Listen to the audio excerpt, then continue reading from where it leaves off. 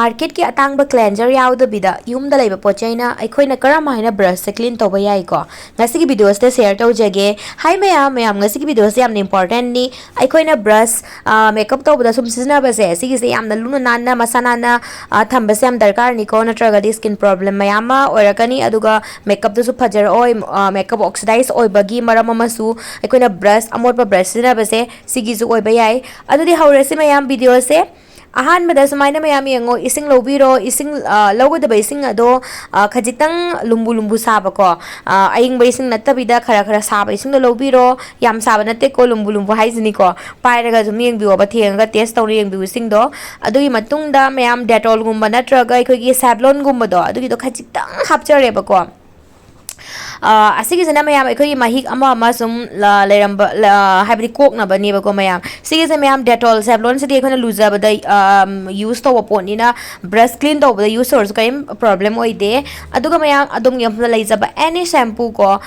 karim branded krik mathau ta de any use to ba ma sum to biro ado mayam yengo asigi brush se aina yeng hali se ising lodoi chang se mayam yengo sumai to na moi brush ki join tawrak pa se moi se gam na pa se mei dina ko magi handle se paipam se da moi join leitra ne sigi se moi na gam na pe dina ko aduna sigi habadi ting ba matam da ko magi mari do bo yahol ko no ba ising do na traga de khoi gam do yang to na drop pai chance lei dina ko aduna sumai to na ising do phajana shampoo do hap pa lor ba matung ka phajana nai khai biro aduga ina hozik thabe mong sumai jungkala sum tham biro ba ko si jana khoi gi magi join brush ki join do ado po ba khoi ising chang dana bane ba ko mayam brush na traga di yang to na gam do nan thoroga long lasting oi roidana ko aduga mayam brushes main taw na loina tingjan birani sigi se mayam kyam koina tingani haibada khoigi 40 minute muk sum ta tingbiro bako adugi matungda muka ising sindok toine bako mayam aduga mayam beauty blender su chapma nei ko beauty blender su hojigi ising duda sumain taw na aduga mayam tingjan matam da ne ko beauty blender se khachik tang sumaina press tawraga tingjan biwo bako aduga sum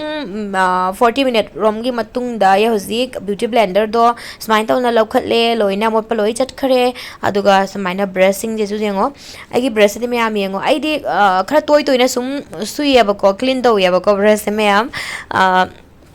mayam su ko sumain taw na sum anirak pu season already sum clean taw thok pi ba ko yaring kai di khara toy na sum clean taw bi mayam matam leiraga di ko mayam matam leitraga su ahum rak pu sum kan taw already season agara di ko sum clean taw biro aduga mayam foundation season ba kan do di ko idi amuk sum season araga dum clean taw ya ba ko nungai te ba ko yu na di ko housing mayam ahan bagi tingra matung da ko amuka segi second time ne ba ko shampoo khajik tang add tawre ko lumbu lumbu sabe sing da oi doini ado hojik second time ting basidadi kaimta detol ama kaimta hapo ye bako second time amuka ina pungkhai marom smaya tingaba matung da mayam beauty blender tingi manung duga koi smai tawna beauty blender sidi mayam ahan ba amurak tang tingi bodo da sum clean ore seng ya bako adugi do smai na tawna mayam tape ki sing da thadok piro phajana tawna aina thadoi ba mong sida mayam hojiki brush tingi manung duga ko ado hojik smain tawna lokhala ga phajan tawna sum dok piraga sum thambiro mayam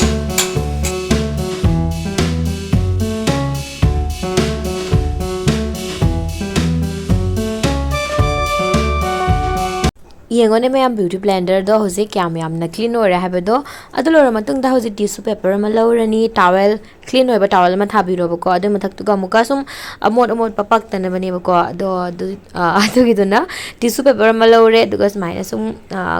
kabak sabak sum te thok piraga ko sum smaina sum thambirani mayam adugi matung da housing mayam main brush amuk surasi ko yengone ahan bagi ising ting baduga mot pathokre dana ko aduna housing se ai brush se yamna mot ta bai ne ba ko smaina mot pa se am tholok tre second time ting mani na ko kai gumba mayam brush se yamna mot pa taraga di smain tawna yamna mot raga di sum ko khine ba smain ting ba da ko aduga anirak ting ba sum ko khine mayam kai gumba kokte ai ko ki concealer kari kak flat brush kari kak to adu di concealer सिजनबनीना नापसल्लगा लेबनेबको अदो करमाइन सुगुनि हाबदो सुम उच्चरके येगो ma'am अइना समजे सिजनबगी मरमदि को सिजना सुमाइना shape से मागी शू मतमना ma'am जो चाना सुद्रगा देखो shape से मांगरगा देखो ब्रश सिजनब यारजनिको मैम अदुना सुमाइन तौना खरा खरा समदेसना हाथोक पिरागा सुम सुरे मैम सुम येंगो मैम वीडियोस दा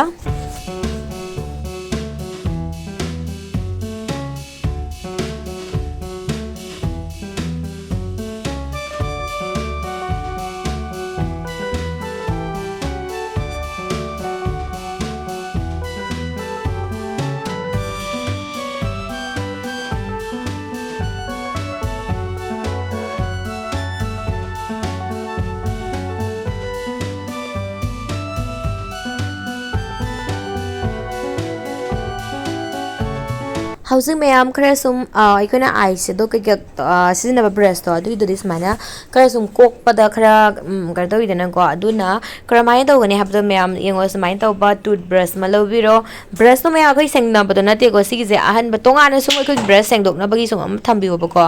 अदुगिदो मा लौबिरगा जॉनसन बेबी शैम्पू अदगी अहन बदम सिजनगिबा शैम्पू दो अदुगिदो दum सिजनब याय नत्रगा को यान हेना मोट पोरगा दे अखैगी जॉनसन बेबी सोप तो अदुसु याबनी अदुगा डब कुंबा हाबदी खरा सुम शॉप कन हार्स ओइदबको अदुगुंबा सोप अमा लवरगा मैम सुम इन सुरी मोंग्सदा सुम तौबा याय मैम फजन तौना कोकपने मैम सुम येंगहलके कोई सो अमम तौना से सिगिजे लोइना सुमाइ तौना सुबिरानी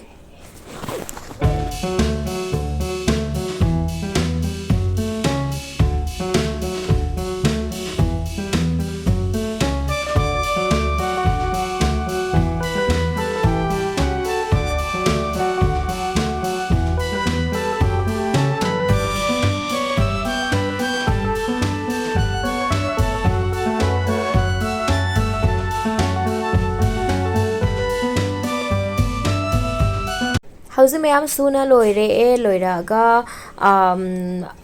ब्यूटी ब्लेंडर सुम थमगिबदो अदुमाइना को सुमाइ तौना मथक्सिका थम्बिरनी अदुगा खरा खरा सुम यामना हेना इसिंगदो खरा खरा सुम लौथोकपिरनी अब सुमाइ तौरगा मैम ए तौरि मोंग्सदा अदुगा सिगिसे मैम सुम अखोगी नुंगसिता को सुम थम्मगा सुम कंगहनबिबा याय अदु आइना करमाइना कंगहले हाबदो मैम सुम उच्चरके को आई हौजिक मैम येंगो सिगी प्लास्टिक की मैम सिगी रबर बैंड नेबको रबर से सुमाइन तौबसे लौबिरनी अखोगी प्लास्टिक की फंग्रने अदुगी दुनेबको अदुगा हैंगर सुम ब्रश की क्याम यामी बदुई मतुंगिना को आइगी वंदी हैंगर अनि खलौरे अदुगा मैम से लौसल्लगा को सुमाइन तौना फौबिबसना को यामना हाइदी करो ओरे हाइतरे मैम इसिंग करी का अखोगी हैंडल दुगा सुम लेरम खोलमबदो को सुमाइन तौरमबदो लोइना मचुमदो फजना ताखरनीबको इसिंगदो अमता लेरोय आइदि मैम येंगो सुबगदिंग समाइना सुम फौयेबको अदुगा मैम आइगी ब्रशिंग से सुम आइगी video येंगो रिखांगनेबको long lasting sum oibani abako gi brushing je sum kuiraba brush ngaktane anobo sum yawi aduga hana dagi sum season rakpa brush sum yawi bako mayam sumai tauna hanger siga smai lotion biraga sum yandok piro ko any room manung da sum yandok su yare aigi endi ko hosi nungsa da nate ko phawdoi se nungsa da phawroi sum mai ko gi nungdin wairam matam do sum adu matam do sum balcony gumba kai gumba aduga sum phawba yai kai kaide haidi ko amot akai ama pai ba taraga de amko brush ga mu chang lei doi bako haibadi mya brush tu ga amot akai do choli bani na pairak pa tar napsalakani aduna mot taba mafam da sum yantok piu mayam aigi odi ko hojik mayam sum yengan bagi ko mapana samain tauna ina ngatang yalaga sum uchare sum ai room manung da sum yalle bako mayam room manung da khogi sum any mapom mada ko sum yando dum kange mayam hojik brush se yengone gi brush ki magi keno se yengo kyam fasana clean hoya bada mayam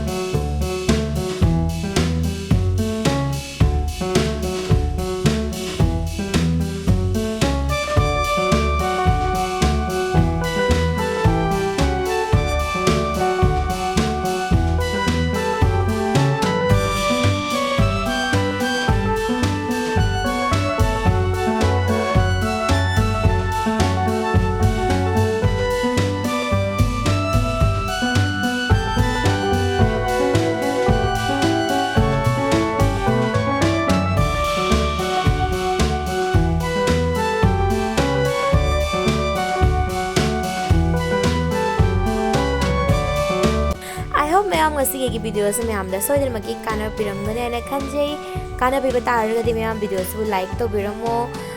ꯑꯗꯨꯒ ꯚꯤꯗꯤꯑꯣꯁꯤꯕꯨ ꯃꯌꯥꯝ share ꯇꯧꯕꯤꯌꯨ ꯈꯪꯗꯕꯁꯤꯡꯗꯁꯨ ꯑꯗꯨꯝ ꯈꯪꯅꯕ ꯃꯣꯏꯁꯨ ꯀꯥꯟꯅꯅꯕꯀꯣ